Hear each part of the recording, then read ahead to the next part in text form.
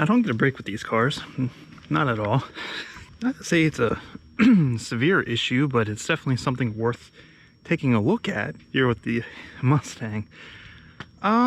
Recently, and by recently I mean a few weeks, pretty much when it got cold, I've noticed it's developed this pretty odd misfire. And the misfire happens at low RPM, generally at idle, and if you just kind of get on the gas just a little bit, bring the RPMs up to about 1,000 RPM, it's a pretty noticeable misfire where it actually causes dips and fluctuation in the RPM. So I'm not really sure what it is. I think I have an idea, but you know, this whole video is basically going to be investigating and see if we can fix this issue with the car, because we can't have any problems with this one. This one actually is the one that works. So let's get started and see what we can figure out.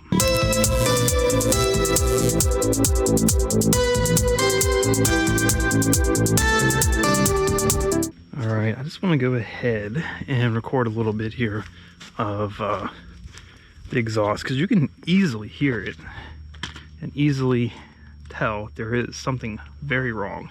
So I'm gonna set the camera up here and you can take a listen.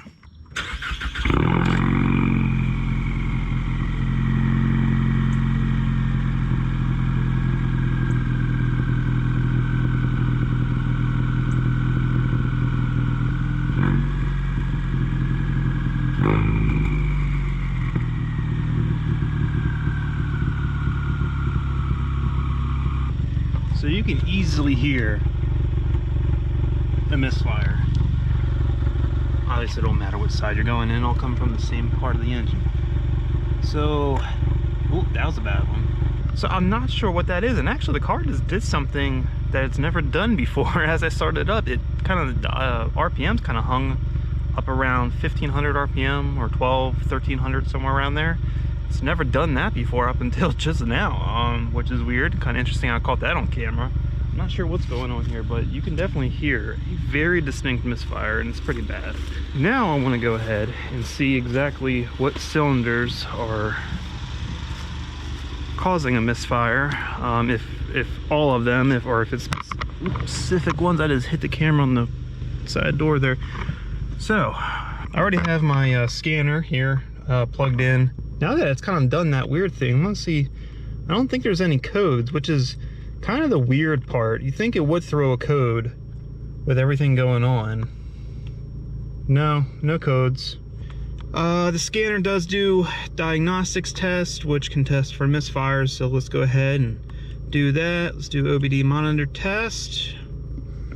Let's see, cylinder 1, 5 counts. So it tested 5 counts, and then in a separate module did 12 counts on cylinder 1. So cylinder 1's obviously back or misfiring. Cylinder 2, 0 counts, 2 counts, hardly a misfire. So cylinder 1's definitely an issue. Cylinder 2 not so bad. 3 test value, 0 counts, 2 counts, also not bad. And cylinder 4, 1 count. Okay, so it looks like it's cylinder 1's mainly the issue here. Now I'm gonna go ahead and let the cars, I'm gonna bring the RPMs up to about 1,000 where it usually has its problems. See, look at that. It's just wanting to die because the misfire keeps affecting the RPM. And I'm gonna let it kind of run that test again. All right, let's see, cylinder 1, yes, still very problematic. Cylinder 2, okay, a little bit more on cylinder 2 here, not as bad as 1. 3, a little bit more on 3, not as bad as 1. 4, a little bit more on 4, not as bad as 1. So they're all getting affected, but cylinder 1's the worst by far. So that's probably the one that's really causing a really bad noticeable misfire. So I think that is probably where we're gonna have to look. Here's what I think it is. Spark plugs. I'll tell you why. When I installed the JMS Boost Max, I put in just regular copper. I need to pop the hood actually.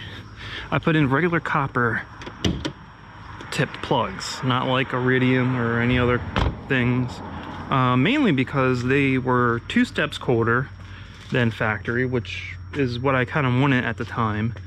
and it's what I could find. I couldn't get any of the other style plugs at the time. They just weren't available. So I put them in, and we all know those plugs are not going to last in a turbo motor like this that long. So is it possible that they've already tapped out? See, it's already been about 8,000 miles on those plugs. It's possible that maybe the gaps have opened up, or, you know, they've just gotten chewed up from driving. So we're gonna check them and see how they look. I mean, thankfully it is only 4 of them, so I'm gonna get everything set up here, and I want to start popping them out, and if I find anything, I'll put it on video. Okay, so I didn't even get that far before I realized something isn't quite right. As soon as I popped the hood, I had a big odor of oil. So naturally, I went ahead to my Mishimoto catch can here, and I popped it off, which I wouldn't even think it's an issue. The car doesn't even have 3,000 miles on it yet since the last oil change. So, and I emptied the catch can last oil change, but check it out. It is almost full. That is crazy. Why is this almost full? It smells very much like gas. So that's a bit concerning. So I'm not sure why that's like that. Now, I pray to God this isn't another injector issue problem.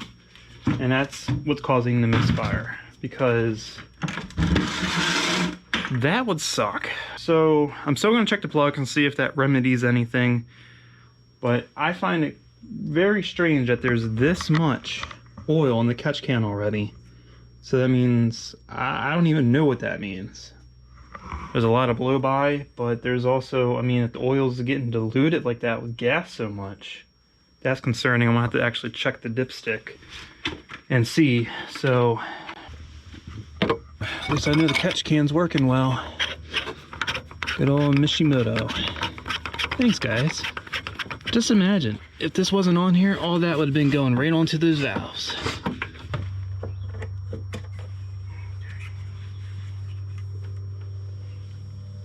I mean, the oil, the level's right where it needs to be. It still looks pretty clean. It's starting to turn color, but it's not dark. It does smell like gas though, but the level hasn't really changed, so I'm not really sure. But I'm gonna go ahead. So I'm gonna pull these plugs out, and I guess we'll go from there and see what's up. So I got the spark plugs out, and they actually don't look too bad. Looks like they may have been getting a little hot down in there, but the gaps look fine. I mean, I haven't actually checked it with a gauge, but visually they don't look bad. Definitely some signs of detonation. See little black dots. But it's not too bad. This one actually has a lot of carbon built up on it. And this is cylinders 1, 2, 3, and 4. Remember, 1 was the one misfiring bad, and this plug actually doesn't look that bad. It does look like it may have been getting a little bit hotter than the others. This one is a little bit better color on the electrode itself, I would say, from my experience. 3 looks very similar to 2, but remember, 3 and 2 weren't really having that many issues. And 4, a lot darker than the rest. I'm gonna double check the gaps on all of these. I gapped them at 26 thousandths, I believe. And I'm gonna check them again and see. They don't look like they've opened up at all. So, alright, so double checking all the gaps with the feeler gauge, and they're actually all fine. So here's the question: should I put these back in, or should I put the factory ones back in and see if there's a change? I mean, right now, because I am not running 93, I'm not running more boost, and there's really no benefit to these spark plugs at the moment, but they actually don't look too bad. It's probably a better idea to put the factory ones in and see if that makes any difference. That way I can roll out maybe, you know, internally if the porcelain cracked on those or anything. At least I know it's not them. So I gotta find what I did with those spark plugs. They're somewhere over here. I guess I'll pop them back in and we'll start the car and see if there's any difference. If not, then that really complicates things, but let's get those in and see what happens. Well, got the factory plugs back in, coil packs all back on, and yes, I did put them in order, because if this doesn't change, I'm gonna swap around coil packs, see if the misfire changes. At that point, I can rule out completely if it is spark related. But let's fire the car up. Let's see if just putting the factory plugs back in changed anything. All right, see what happens.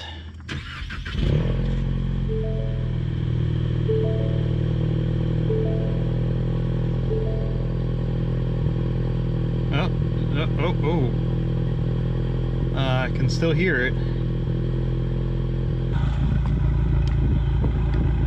Yeah, I mean, you can still hear the misfire, but it's not nearly as pronounced now. Let's see if it will do it around 1,000 RPMs like it was.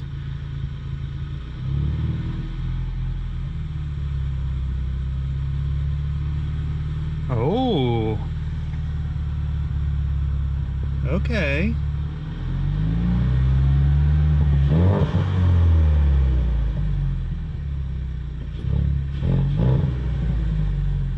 It's not doing it now. Okay, well, let's see what our thingy says here. Okay, misfire cylinder 1, still testing 6 counts and 7. That's a lot less than it was. Cylinder 2, hardly tested for anything, 1 count.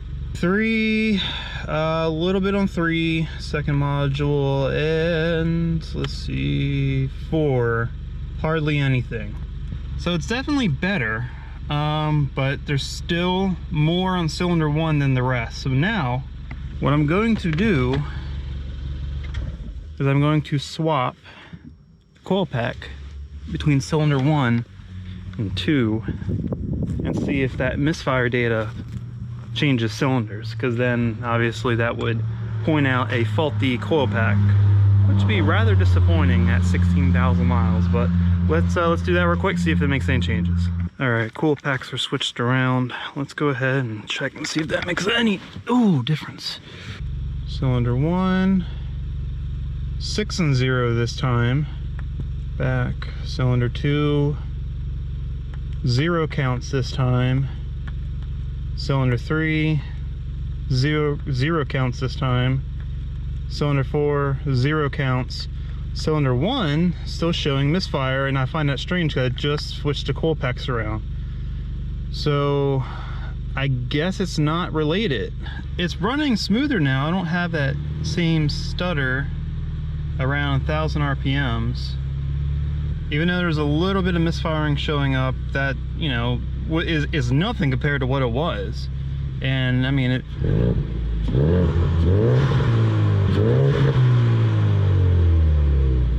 sounds good. RPMs go up, no problem. It's not breaking up anything.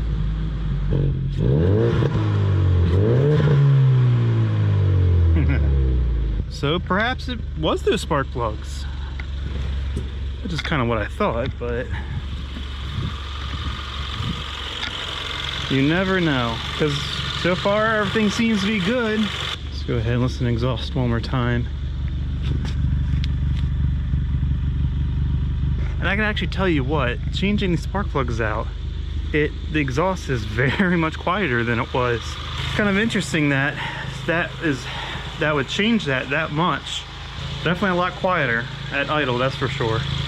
But I guess I fixed it, so that's good. I mean, if anything changes, I'll give an update to the video here, but, you know, put the factory plugs back in. I guess I'll just rock them or until I decide to actually do anything power-wise again. Right now, I'm just kind of getting by on cheap old gas, so at least it's not misfiring, so that's good. And that way I don't have to worry about damaging anything or having a less sense of confidence because your car sounds like it's gonna blow up. We don't want no EcoBooms around here. We've already had one of those. We don't need another. But anyway, that's gonna be it for this video. If you like the video, please give it a thumbs up, share with everyone you know. If you want to see more content like this and you haven't already, subscribe to the channel and keep a lookout for our next true car enthusiast video.